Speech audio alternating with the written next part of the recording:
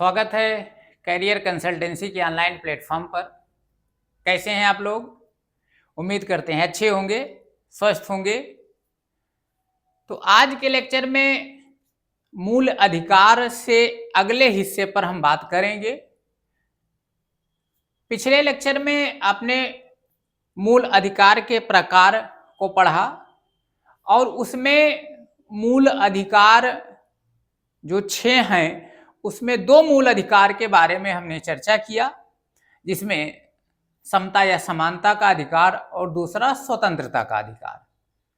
आज हम उसके आगे तीसरे, चौथे, पांचवें और छठे मूल अधिकार के बारे में विस्तार से चर्चा करेंगे।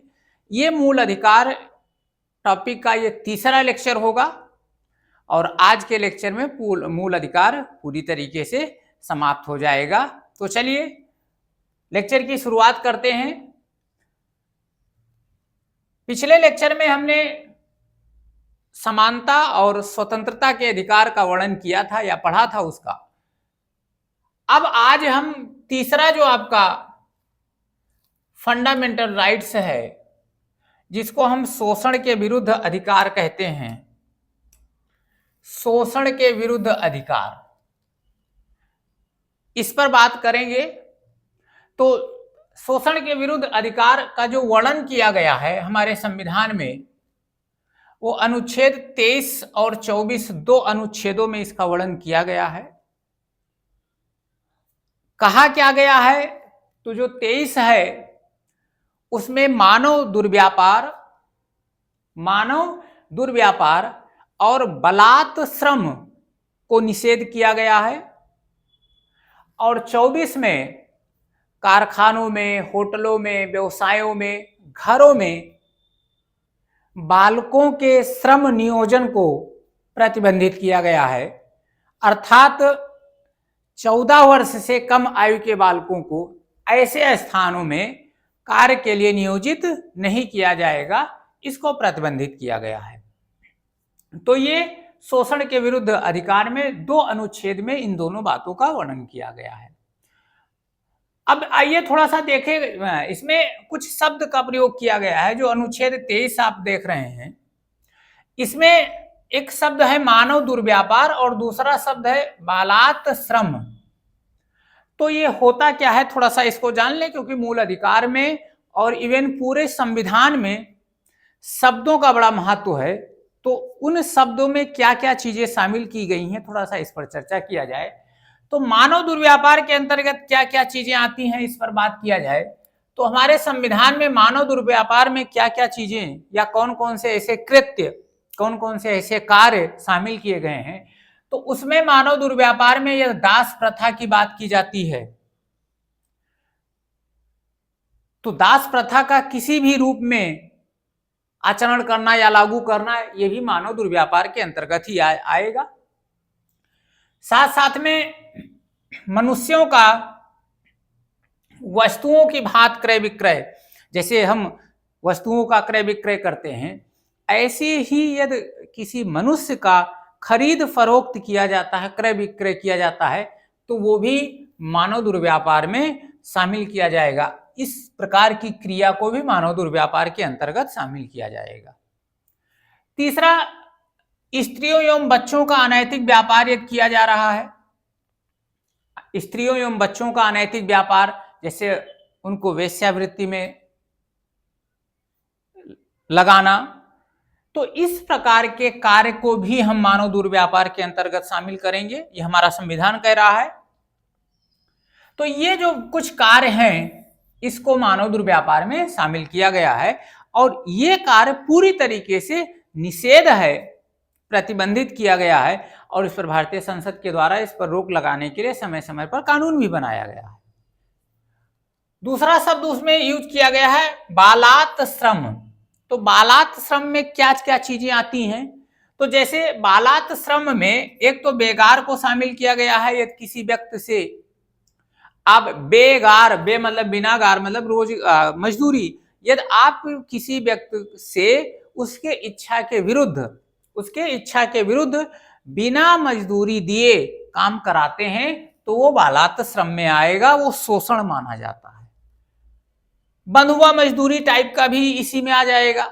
बंधुआ मजदूरी मतलब किसी को बंधक बना करके उससे जबरदस्ती काम कराना, उसको कुछ पैसे दे देना या कुछ भोजन दे देना, इस प्रकार का यदि कार्य भी है तो उसको भी बालात श्रम के अंतर्गत शामिल किया गया है।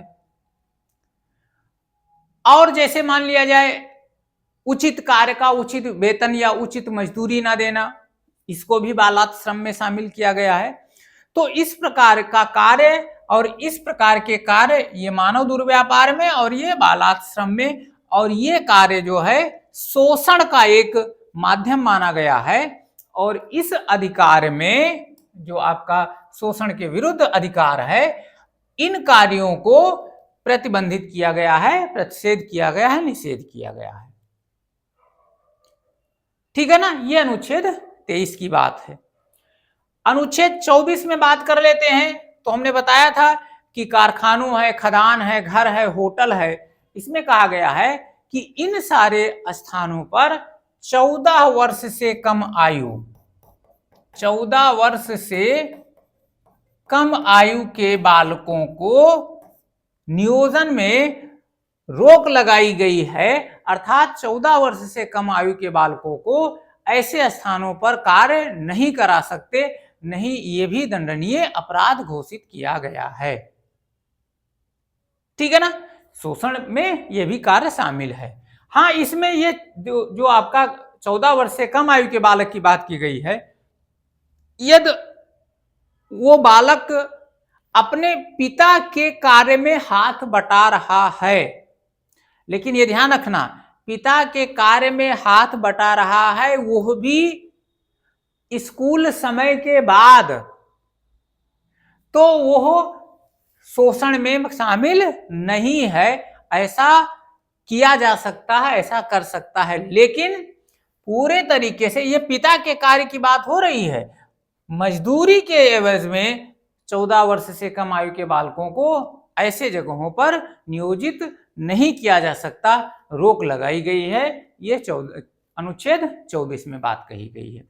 तो इन दो अनुच्छेदों में शोषण के विरुद्ध के अधिकार शामिल हैं। शोषण के विरुद्ध अधिकार को इसमें शामिल किया गया है। चीजें आई समझ में? चलिए आगे बात करते हैं। जो अगला आपका मूल अधिकार है और वो है धार्मिक स्वतंत्रता का अधिकार। कैसा अधिकार? धार्मिक स्वतंत्रता का अधिकार। इस अधिकार का वर्णन अनुच्छेद 25 और से 28 के बीच में किया गया है। 25, 26, 27 और 28, 4 अनुच्छेदों में इसका वर्णन किया गया है। ठीक है ना? तो अब 4 अनुच्छेदों में इसका वर्णन किया गया है, विस्तार से वर्णन किया गया है। क्यों? क्योंकि जब हम प्रस्तावना की बात कर ले, हमारे संविधान की प्रस्तावना की बात कर ले, तो उसमें हमें 4 प्रकार की स्वतंत्रता दी गई है। धर्म, या आप कह सकते हैं विचार, अभिव्यक्ति, धर्म और उपासना। विचार, अभिव्यक्ति, धर्म और उपासना, ये 4 प्रकार की हमको स्वतंत्रताएं दी गई हैं। तो उसमें चूंकि धर्म की स्वतंत्रता है, तो ऐसी स्वतंत्रता के लिए धार्मिक स्वतंत्रता के अधिकार का वर्णन मूल अधिकार में किया गया है। साथ साथ में 42वें संविधान संशोधन के द्वारा एक शब्द जोड़ा गया है, पंथ निरपेक्ष। तो इस पंथ निरपेक्ष शब्द को भी साकार करने के लिए भी इस मूल अधिकार की आवश्यकता थी, इसको जोड़ा गया है। तो है क्या, जरा समझते हैं इसको। तो अनुच्छेद 25 क्या कह रहा है, समझिएगा। अनुच्छेद 25 क्या कह रहा है कि व्यक्ति, ध्यान से समझिएगा, व्यक्ति के अंतःकरण और धार्मिक क्रियाकलाप की स्वतंत्रता है। अनुच्छेद 25 में कह रहा है कि व्यक्ति को अंतःकरण और धार्मिक क्रियाकलाप की स्वतंत्रता है। ठीक है ना? अब अंतःकरण और धार्मिक क्रियाकलाप में क्या चीजें शामिल की गई हैं? अनुच्छेद 25 में कहा गया है कि किसी भी व्यक्ति को किसी भी धर्म के मानने, उसका आचरण करने और उसका प्रचार प्रसार करने की पूरी छूट है। इस अनुच्छेद के द्वारा अंतःकरण और क्रियाकलाप में तीन बातें शामिल हैं। धर्म को मानने, अर्थात वो किसी भी धर्म को मान सकता है, उस धर्म के प्रति आस्था प्रकट कर सकता है। आचरण मतलब उस धर्म से जुड़ी जो क्रियाकलाप हैं, उस धर्म से जो जुड़ी क्रियाकलाप हैं उसको कर सकता है, तथा उसका प्रचार प्रसार कर सकता है, दूसरे के सामने उसकी धर्म की अच्छाइयों को बता सकता है। ठीक है ना? उसको सामने वाले को अपने धर्म के बारे में बता सकता है तथा अपने धर्म में शामिल होने की बात भी कर सकता है, लेकिन ध्यान रखना बाध्य नहीं कर सकता है, बाध्यता नहीं है, उसको मना सकता है लेकिन जबरदस्ती नहीं किया जा सकता, नहीं तो फिर वो धर्मांतरण हो जाएगा। तो यहां इस 25 के अंतर्गत ये तीन चीजें शामिल हैं, मानने, आचरण और प्रचार करने की उसको स्वतंत्रता दी गई है। ठीक है ना? लेकिन ये ध्यान रखना कि ये जो अनुच्छेद 25 के अंतर्गत ये स्वतंत्रता है, ये एब्सोल्यूट नहीं है, आत्यात्मिक नहीं है, प्रतिबंधित है, अर्थात इस पर भी प्रतिबंध लगाया जा सकता है। वो कब कब?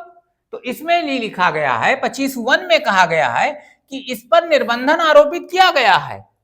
25 कह रहा है स्वतंत्रता और 25(1) कह रहा है कि इस पर निर्बंधन आरोपित हो सकता है। कब कब राज्य ऐसा निर्बंधन कर सकता है? कब कब कर सकता है? लोक व्यवस्था को बनाए रखने के लिए।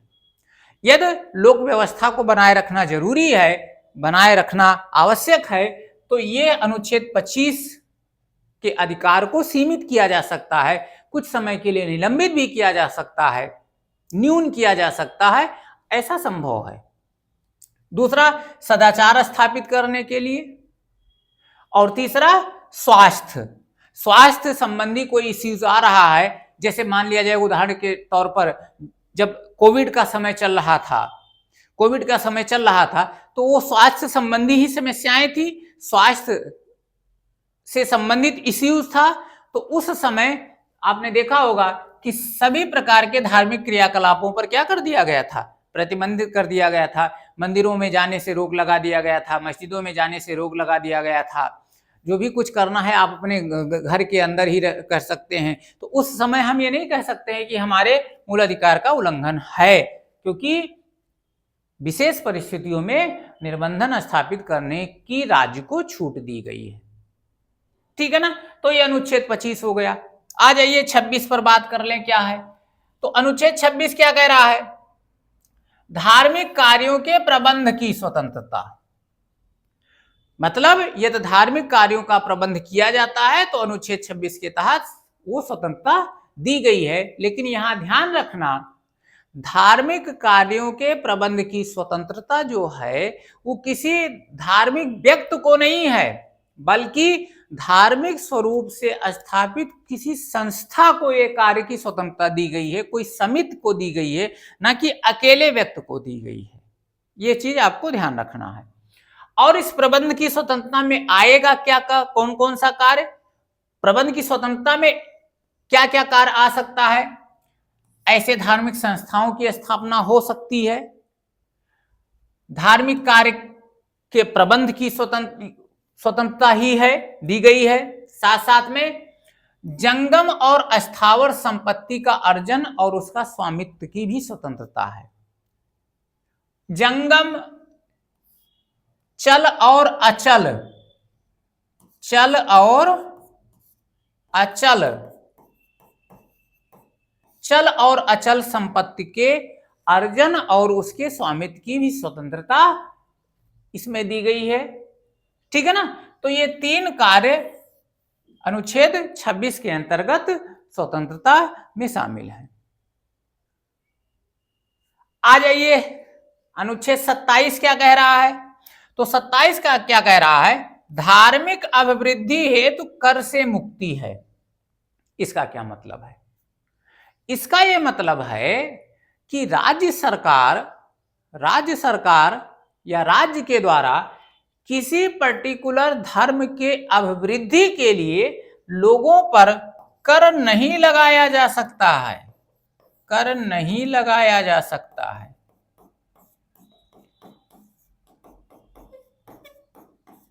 मतलब किसी धर्म की अभिवृद्धि के लिए राज्य के द्वारा कर आरोपित नहीं किया जाएगा। ठीक है ना। साथ साथ में यह भी इसमें कहा गया है कि किसी पर्टिकुलर धर्म की अभिवृद्धि के लिए राज्य उस पर कोई अनुदान नहीं दे सकता या राज्य उस पर अपने कोष से कोई धन खर्च नहीं कर सकता किसी एक धर्म की अभिवृद्धि के लिए। हां, यदि सभी धर्मों, चूंकि पंथ निरपेक्ष की बात की गई है, तो सभी धर्मों का यदि समान रूप से वृद्धि हो रहा है और सभी धर्मों को समानुपातिक रूप से यह धन मुहैया कराया जा रहा है, तो फिर इस अनुच्छेद का उल्लंघन नहीं माना जाएगा। लेकिन यदि किसी विशेष धर्म को विशेष धन उपलब्ध कराया जा रहा है तो यह माना जाएगा उल्लंघन। तो ना तो कर लगा सकती है किसी विशेष धर्म की अभिवृद्धि के लिए और ना ही राज्य कोष से किसी विशेष धर्म की अभिवृद्धि के लिए धन भी मुहैया करा सकती है, धन खर्च कर सकती है। ठीक है ना। लेकिन कर तो नहीं लगा सकती, लेकिन शुल्क लगा सकती है, शुल्क लगा सकती है, ध्यान रखना। अब कर नहीं लगा सकती, शुल्क लगा सकती है, इसका मतलब तो कर क्या होता है? कर अनिवार्य रूप से दिया जाने वाला अंशदान होता है जिसके बदले में हमें प्रत्यक्ष रूप से कुछ नहीं मिलता है। लेकिन शुल्क ऐसा भुगतान होता है जिसके बदले में हम कुछ सुविधाओं का वहन करते हैं, हम कुछ सुविधाओं को भोगते हैं।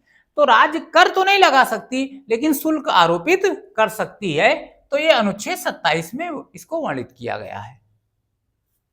अब आ जाइए अनुच्छेद 28 क्या बात कर रहा है भाई? अनुच्छेद 28 शिक्षण संस्थाओं के बारे में स्वतंत्रता दी गई है। अब शिक्षण संस्थाओं के बारे में क्या स्वतंत्रता है तो उसको समझिएगा। इसमें यह कहा गया है कि राज्य निधि से पूर्णतः पोषित, जो राज्य सरकार से पूर्ण रूप से पोषित विद्यालय हैं, उन शिक्षण संस्थाओं में किसी भी प्रकार की धार्मिक शिक्षा नहीं दी जा सकती है। राज्य सरकार से पूर्णतः पोषित किसी विद्यालय में या किसी शिक्षण संस्थाओं में धार्मिक शिक्षा नहीं दी जा सकती है। ठीक है ना।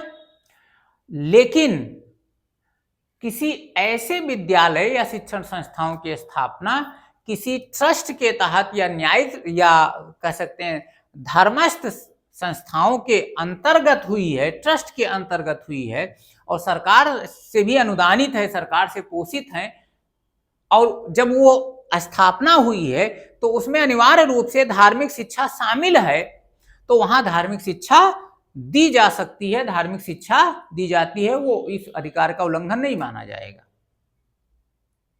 ये बातें हैं इसमें। साथ साथ में यदि पूर्णतया पोषित नहीं है शिक्षण संस्थान तो वहां धार्मिक शिक्षा दी जा सकती है, लेकिन किसी भी बालक को उस धार्मिक क्रियाकलाप में जबरदस्ती शामिल होने के लिए बाध्य नहीं किया जा सकता है। ठीक है ना। मतलब राज्य निधि से पूर्णतः पोषित शिक्षण संस्थाओं में तो धार्मिक शिक्षा नहीं हो सकती है, लेकिन अंशतः जो पोषित हैं या तो उसमें शिक्षा दी जा सकती है, लेकिन किसी को जबरदस्ती बाध्य नहीं किया जा सकता। और जो ट्रस्ट के द्वारा स्थापित हैं वहां भी धार्मिक शिक्षा दी जा सकती है, क्योंकि उनकी स्थापना ही धार्मिक स्वरूप के आधार पर हुआ है। तो यह अनुच्छेद 28 कह रहा है। तो यह आपका धार्मिक स्वतंत्रता का अधिकार 25 से 28 के बीच में हो गया। अब आ जाइए अगले अधिकार पर बात करते हैं, संस्कृति एवं शिक्षा संबंधी अधिकार। इसका जो वर्णन किया गया है अनुच्छेद 29 और 30 में किया गया है। दो अनुच्छेदों में इसका वर्णन किया गया है। 29 क्या कह रहा है भाई? 29 क्या कह रहा है? इसमें अल्पसंख्यक वर्गों के हितों का संरक्षण किया गया है। अल्पसंख्यक हितों के वर्गों का संरक्षण किया गया है और साफ साफ कहा गया है कि इसमें सभी को अपनी भाषा, संस्कृति और लिपि बनाए रखने का अधिकार है, सभी को भाषा, संस्कृति और लिपि बनाए रखने का अधिकार है। ऐसा इसलिए कहा गया है क्योंकि तमाम ऐसे सुदूर क्षेत्रों में कुछ आदिवासी प्रवृत्ति के लोग रहते हैं जिनकी अपनी विशेष संस्कृति होती है, अपना विशेष कल्चर होता है, उनकी विशेष भाषा होती है, जिससे उसी से उनकी पहचान है। तो उनको ऐसा करने की ये अधिकार प्रदान करता है, और यदि ऐसा हम उनके साथ ऐसा ना करने की कार्य करते हैं तो उनके मूल अधिकार का उल्लंघन माना जाएगा। और एक चीज और ध्यान रखिएगा, ये भाषा, संस्कृति और लिपि केवल अल्पसंख्यक वर्गों के ही बात नहीं कर रहा है, यह बहुसंख्यक वर्ग को भी शामिल इसमें किया गया है। ऐसा नहीं है कि केवल अल्पसंख्यक हैं उनको ही अधिकार है, जो बहुसंख्यक हैं उनको भी भाषा, संस्कृति और लिपि बनाए रखने का अधिकार है।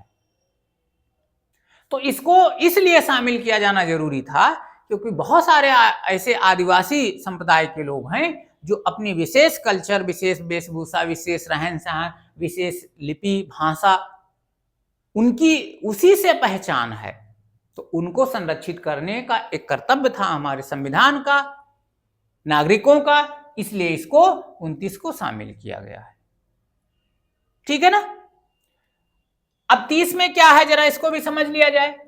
तो 30 क्या कह रहा है कि अल्पसंख्यक वर्गों को शिक्षण संस्थाओं की स्थापना और प्रशासन का अधिकार दिया गया है। अर्थात जो अल्पसंख्यक समुदाय के लोग हैं उनको अपने मन पसंद के अनुसार शिक्षण संस्थाओं की स्थापना करने का, उनका प्रशासन करने का, उन प्रशासन से संचालित समिति का गठन करने का, उसमें अपने अनुसार लोगों को शामिल करने का पूरा अधिकार दिया गया है। यह अनुच्छेद 30 कह रहा है। और साथ साथ यह भी कह रहा है कि इस प्रकार से यदि कोई स्थापित संस्था है तो सरकार केवल इसी आधार पर उसको अनुदानित के लिए भेदभाव नहीं कर सकता है कि ये किसी विशेष अल्पसंख्यक वर्ग के द्वारा इसकी स्थापना की गई है। साथ में एक चीज और भी इसमें लागू है कि हाँ, अल्पसंख्यक वर्गों को ऐसी स्थापना प्रशासन का अधिकार है, लेकिन इनमें भी किसी को किसी धर्म, मूलवंश, जात, लिंग के आधार पर प्रवेश देने के लिए अयोग्य घोषित नहीं किया जा सकता है। ये पूरा समता का अधिकार यहां लागू है, ऐसा नहीं है कि यहां लागू नहीं है। तो संस्थाओं की स्थापना का अधिकार है, प्रशासन का अधिकार है, लेकिन बाकी चीजें यहां लागू हैं। और राज्य इसके साथ ऐसा कोई सौतेला व्यवहार नहीं कर सकता कि नहीं अमुक इस तरीके से स्थापित है, इसको हम अनुदान नहीं दे सकते हैं। तो ये अनुच्छेद 30 है, शिक्षण संस्थाओं की स्थापना की बात करता है। चीजें समझ में आ रही हैं? आप स्क्रीनशॉट लेते चलिए आगे बात करते हैं। अब बात कर लें भाई, हमने यहां थोड़ा सा अनुच्छेद 31 लिखा है, तो ध्यान रखिएगा ये जो अनुच्छेद 31 है इसमें किसी भी प्रकार के मूल अधिकार को शामिल नहीं किया गया है। इसमें कोई मूल अधिकार नहीं है, ये आप ध्यान रखिएगा, इसमें कोई मूल अधिकार नहीं है। क्योंकि आपको हमने शुरुआत में ही बताया कि संपत्ति का अधिकार जो 44वें संविधान संशोधन के द्वारा हटाया गया है, मूल अधिकार की श्रेणी से विधिक अधिकार बनाया गया है, तो उसको शामिल कहां किया गया था? अनुच्छेद 31 में ही तो शामिल किया गया था। तो अनुच्छेद 31 में कोई मूल अधिकार नहीं है, लेकिन अनुच्छेद जो 31 है, 31 का और खा, ये दो नए अनुच्छेद और अनुसूची 9, अनुच्छेद 31 का और 31 खा और अनुसूची 9, इसको प्रथम संविधान संशोधन 1951 द्वारा इसमें जोड़ा गया, क्योंकि 31 खाली था। तो 31 का और 31 खा ये और अनुसूची 9 ये प्रथम संविधान संशोधन द्वारा इसमें जोड़ लिया गया। तो ये जोड़ा गया तो कुछ चीजें इसमें शामिल की गई होंगी। और वो क्या शामिल किया गया, तो देखो अनुच्छेद 31 का में भूमि सुधार विधियों की व्यावृत्ति की गई है। कुछ भूमि सुधार से संबंधित जो विधियां हैं उसको इसमें शामिल किया गया है और इस आधार पर भूमि सुधार विधियों को इसमें शामिल किया गया है और इसमें शामिल विधियां जो संसद के द्वारा कानून बनाई जाती हैं उसको इस आधार पर चुनौती नहीं दी जा सकती है कि यह मूल अधिकार का उल्लंघन है, क्योंकि ये हमारे संविधान में लिखा गया है कि यदि राज्य द्वारा मूल अधिकार का उल्लंघन किया जाता है तो न्यायालय में जाकर के वो न्यायालय उसको असंवैधानिक भी घोषित कर सकती है।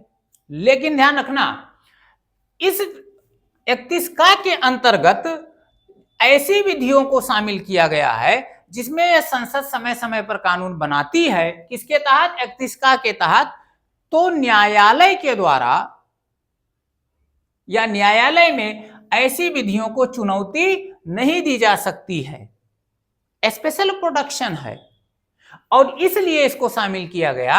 जैसे खास बात करें तो जो जमींदारी था, जमींदारी जो प्रथा थी, इसके उन्मूलन के लिए ऐसी विधि को शामिल किया गया है। इसमें यह शामिल किया गया है क्योंकि यदि मान लिया जमींदारी प्रथा को समाप्त करना है तो भाई किसी की भूमियों को हम लेंगे, अब भूमियों को लेंगे तो फिर वो क्या हो जाएगा, मूल अधिकार का उल्लंघन माना जाता। तो जब ये इसके अंतर्गत संसद कोई कानून बना देगी तो हम ये चुनौती नहीं न्यायालय में कर सकते कि हमारे मूल अधिकार का उल्लंघन है, तो ये इसमें शामिल किया गया है।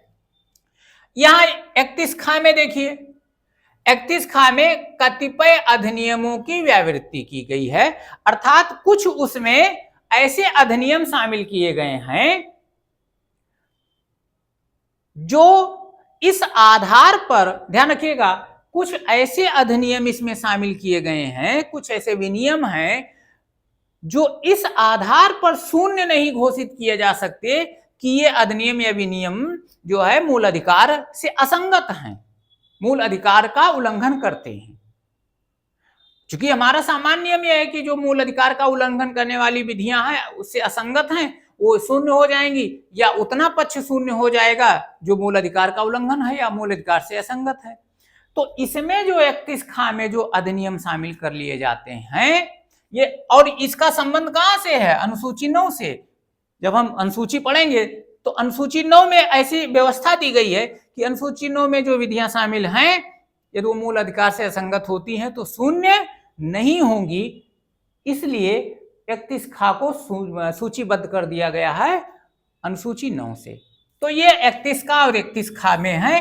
कुल मिलाकर के समझ लीजिए कि यदि इन दोनों में कोई ऐसी विधि या संसद के द्वारा कोई ऐसी कानून बनाई जाती है तो वो न्यायालय में चुनौती योग्य नहीं होंगी, वो इवन वो मूल अधिकार से असंगत भी हो तब भी। तो ये आपका 31 का और खा हो गया। चलिए स्क्रीनशॉट ले लीजिए। अब आ जाइए, आपका जो अंतिम मूल अधिकार है वो है संवैधानिक उपचारों का अधिकार। तो ध्यान दीजिएगा, इस अधिकार का वर्णन अनुच्छेद 32 के अंतर्गत किया गया है। संवैधानिक उपचारों का जो अधिकार है इसका वर्णन अनुच्छेद 32 के अंतर्गत किया गया है। और क्या कहा है 32 में, ध्यान रखिएगा। तो 32 में कहा जाता है कि यदि राज्य किसी के मूल अधिकार का उल्लंघन करती है तो वह व्यक्ति राज्य के विरुद्ध सर्वोच्च न्यायालय में अथवा उच्च न्यायालय में रिट या याचिका दाखिल कर सकता है। ठीक है ना, रिट या याचिका दाखिल कर सकता है। इतना इंपॉर्टेंट अनुच्छेद ये है या ये अधिकार है कि इसकी महत्ता को देखते हुए अंबेडकर जी ने इसे मूल अधिकार की आत्मा कहा था। मूल अधिकार की आत्मा कहा था, और है भी, क्योंकि मान लिया जाए हमें बहुत सारा अधिकार दे दिया गया, लेकिन यदि उसका उल्लंघन होता है तो हम क्या करें? यदि इसके बारे में कुछ ना बताया जाता तो हम करते क्या? बहुत सारी चीजें हमको मिल गई, लेकिन यदि उसका उल्लंघन किया जाए और हम कहीं जा भी नहीं सके तो मिलने से क्या मतलब? कोई छीन भी ले सकता है। तो ये कहा गया है कि यदि मूल अधिकारों का उल्लंघन किया जाता है तो अनुच्छेद 32 के तहत, ये इस अधिकार का वर्णन है, अनुच्छेद 32 के तहत हम सर्वोच्च न्यायालय में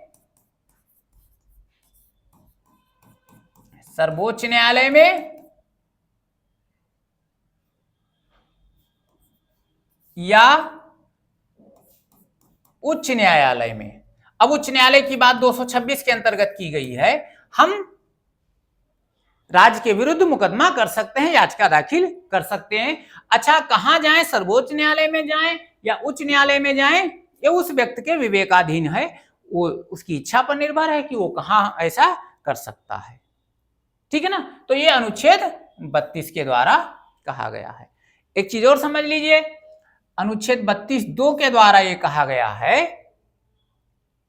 कि उच्चतम न्यायालय को यह पावर दिया गया है, मान लिया जाए उल्लंघन होने पर कोई जाता है, रिट याचिका दाखिल करता है, तो उच्चतम न्यायालय को यह पावर है कि वह मूल अधिकारों को प्रवर्तित कराने हेतु, मूल अधिकारों को लागू कराने हेतु आदेश, निर्देश या रिट जारी कर सकता है उस व्यक्ति के, उस प्राधिकारी या उस राज्य के खिलाफ। ठीक है ना? और ये जो रिट होती है या निर्देश होता है, वो 5 प्रकार के रिट या निर्देश जारी कर सकता है। वो कौन कौन से रिट या आदेश हैं? जैसे आप कह सकते हैं बंदी प्रत्यक्षीकरण, इसको अलग से हम चर्चा करेंगे। बंदी प्रत्यक्षीकरण,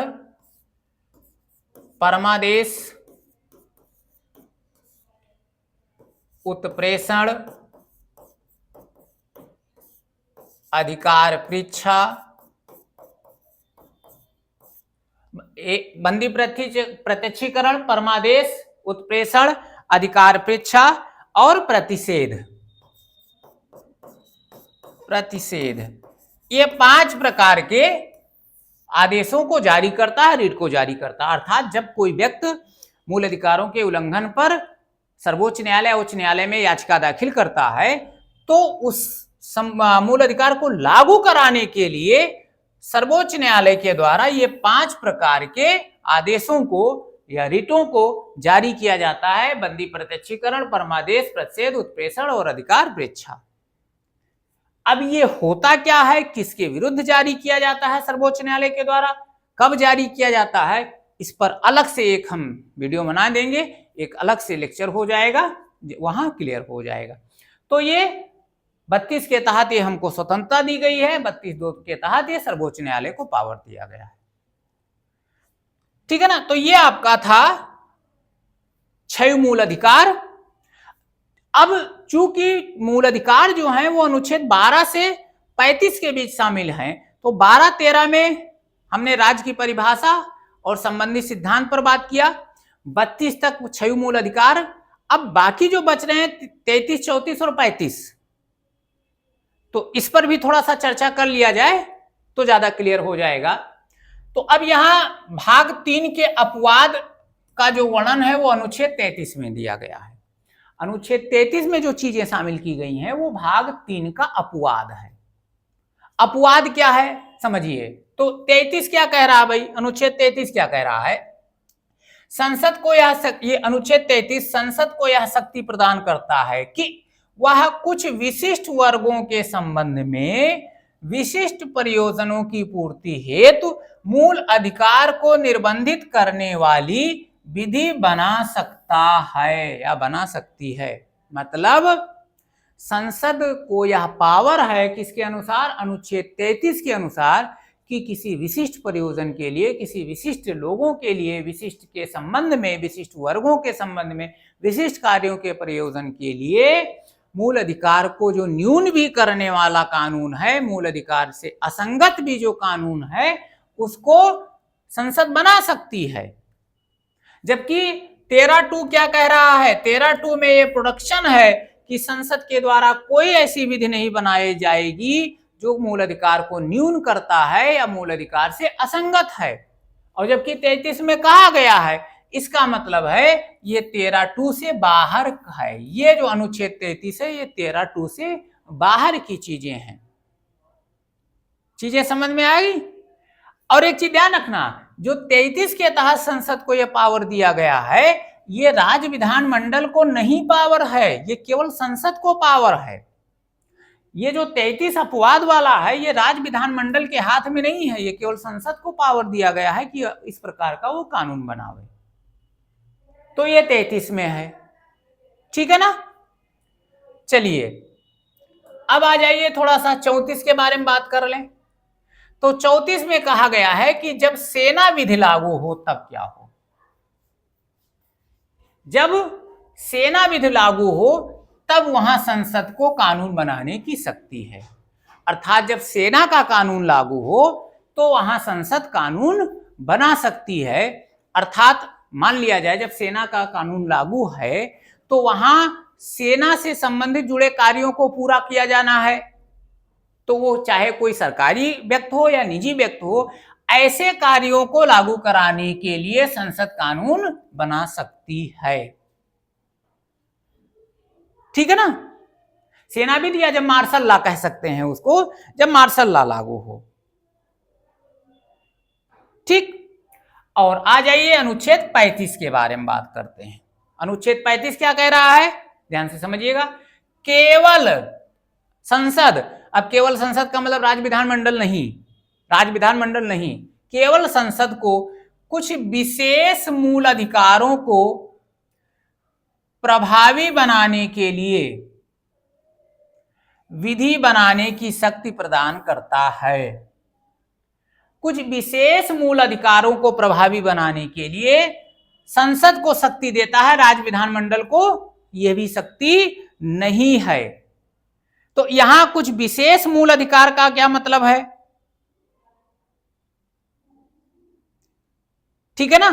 विशेष मूल अधिकार का सेंस ये है कि संसद के पास किसी राज्य या केंद्र शासित या स्थानीय प्राधिकरण में रोजगार की नियुक्ति हेतु, ध्यान रखिएगा, जैसे संसद को विशेष मूल अधिकार का मतलब ये है कि जैसे आपने देखा होगा किसी राज्य में नौकरियों के लिए निवास स्थान को बैन कर दिया गया, मतलब उसको लागू किया गया कि उसी राज्य के जो निवासी होंगे वही उसमें अभ्यर्थन कर सकते हैं। तो ये तो मूल अधिकार का उल्लंघन है ना। लेकिन कुछ विशेष मूल अधिकारों को प्रभावी बनाने के लिए संसद ऐसा कानून बना सकती है, ठीक है ना। इसी के तहत जो जैसे सशस्त्र बल के लोग हैं, अर्धसैनिक बल के लोग हैं, पुलिस है, अच्छा जो खुफिया विभाग से जुड़े लोग हैं, इनके मूल अधिकार को निलंबित भी करती है, तो वो मूल अधिकार का उल्लंघन नहीं माना जाएगा, क्योंकि इनको बहुत सारे मूल अधिकार नहीं दिए गए। जैसे विचार और अभिव्यक्ति की स्वतंत्रता इनमें सीमित होती है, तो ये नहीं कह सकते कि नहीं हमें जो है हमारे मूल अधिकार का उल्लंघन किया गया है, ठीक है ना। मतलब ये है कि इनको भाई यदि ये इस कार्य से जुड़े हैं, क्योंकि सभी जगहों पर ये अभिभाषण नहीं कर सकते हैं, मीडिया के सामने अपनी बात नहीं रख सकते हैं, क्योंकि हमारे सुरक्षा से संबंधित चीजें हैं। तो ये 35 के तहत ये संसद को अधिकार दिया गया है, ये राज्य विधानमंडल को पावर नहीं है, ठीक है ना। तो ये था आपका मूल अधिकार और उसमें शामिल बातें। और ये उम्मीद करते हैं कि आपको ये लेक्चर अच्छा लगा होगा, और ये लेक्चर अच्छा लगा हो तो वीडियो को लाइक कर दीजिए, शेयर कर दीजिए, कमेंट भी कर दीजिए, और ये चैनल पर नए हैं तो चैनल को सब्सक्राइब भी कर लीजिए। ऐसे ही इंटरेस्टिंग वीडियो के साथ आगे फिर मिलते हैं। आज के लिए इतना ही, धन्यवाद, जय हिंद।